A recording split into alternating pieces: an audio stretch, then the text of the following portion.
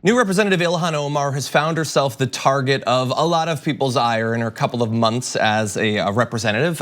Right-wing media talks about her quite a bit. Right-wing politicians have her as one of their main punching bags. And now she's also receiving death threats. Federal prosecutors announced last Friday that a man named Patrick Carliano Jr. was arrested after placing a threatening call to her office in Washington, D.C. last month. The FBI said in a criminal complaint that Carliano called Omar a terrorist and threatened to shoot her. One quote that he said, "Do you work for the Muslim Brotherhood? Why are you working for her? She's an effing terrorist," this is to one of her staffers. "I'll put a bullet in her effing skull." He apparently told the FBI once they tracked him down that he's a patriot who, quote, loves the president and that he hates radical Muslims in our government. And he is armed to do something about it. He had a .22 caliber rifle and a shotgun in his home. And he was calling representatives and threatening to assassinate them. Now, I don't find this particularly shocking. Right, at all. Like the right wing has been so emboldened to at least act out and in some cases start plots to assassinate people in media and politics that they have been told are their enemies or the enemies of the people. And we're gonna go to a little bit of the rhetoric about Ilhan Omar in particular in just a little bit, but I want you to understand what happened immediately after this death threat. So the news of the death threat goes out, seems like serious news to me. And that same day, Donald Trump is he's addressing a group, and here is what he had to say. And a special thanks to Representative Omar of Minnesota.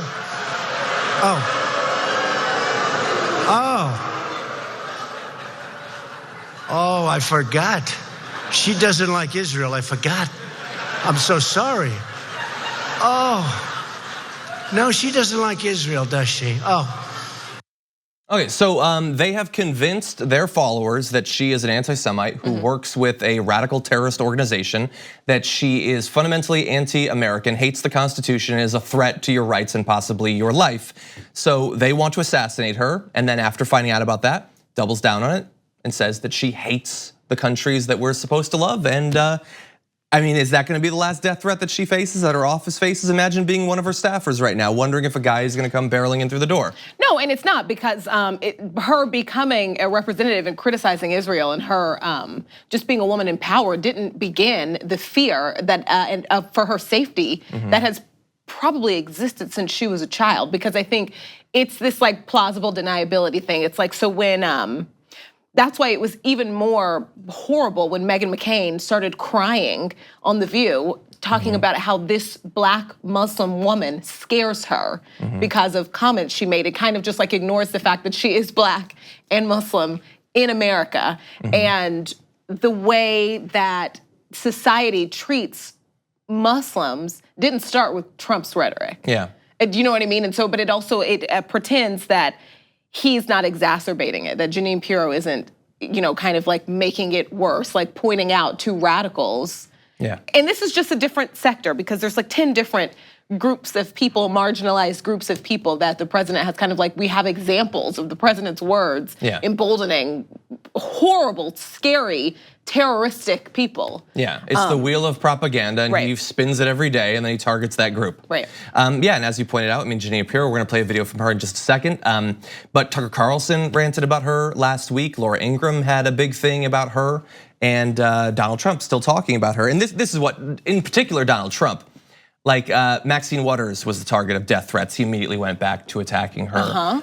Like think about pretending that like he didn't pick that day or that moment on purpose. On purpose, yeah, no. It's a way of supporting what a radical murderer would do without explicitly saying it. Yeah, with the pipe bomber, with the Coast Guard guy, when thankfully these right-wing political. Charlottesville too, well in that case they did kill someone. In these two cases where they were thankfully stopped, he speaks out in support of their ideology every single time.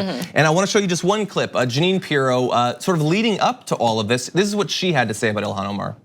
This is not who your party is. Your party is not anti-Israel, she is. Think about this. She's not getting this anti-Israel sentiment doctrine from the Democrat Party.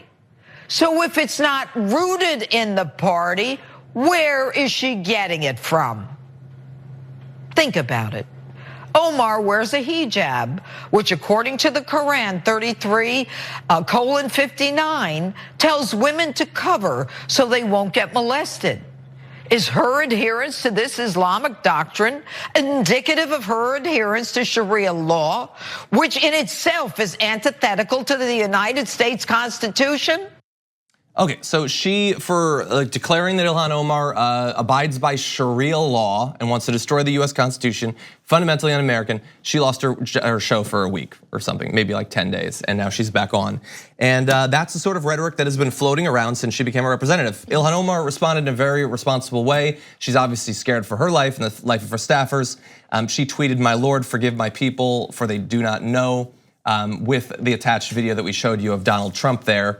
And she has received support from other representatives who are probably also facing death threats of this sort, including Alexandria Ocasio-Cortez, who said, "Understand when Jeanine Pirro goes on Fox and rallies people to think hijabs are threatening, it leads to this.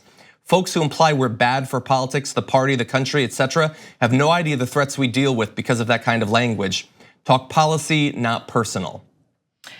And I just want to almost separate what I'm about to say, even specifically from Ilhan Omar, but just go back to Jeanine Pirro and the fact that she's not called a judge for play. It's not just like a TV talking point or a cutesy name because of the alliteration with Jeanine. She was actually a judge. And think about like what she just said, and then mix that with the Sixth Amendment. And they don't go together. I can't imagine a judge who believes that and who speaks like that giving any Muslim person who stands in front of her in court a fair trial. Yeah, and maybe at that point she wasn't on Fox, so we didn't know about it as much. This is her second job. Exactly, this is new. She was a judge. Yeah, and she, like as we always joke about, she's apparently like trying out to be a part of the administration. She had power as a judge.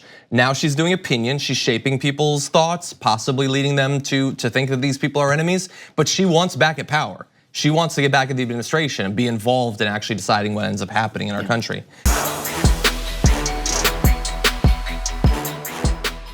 Thank you very much for watching this clip from The Damage Report. If you liked it, don't forget to subscribe to this channel and ring the bell on YouTube to get notifications of our new videos. And of course, you can catch the full Damage Report live every weekday at 1 p.m. Eastern, 10 a.m. Pacific on TYT Network on YouTube TV.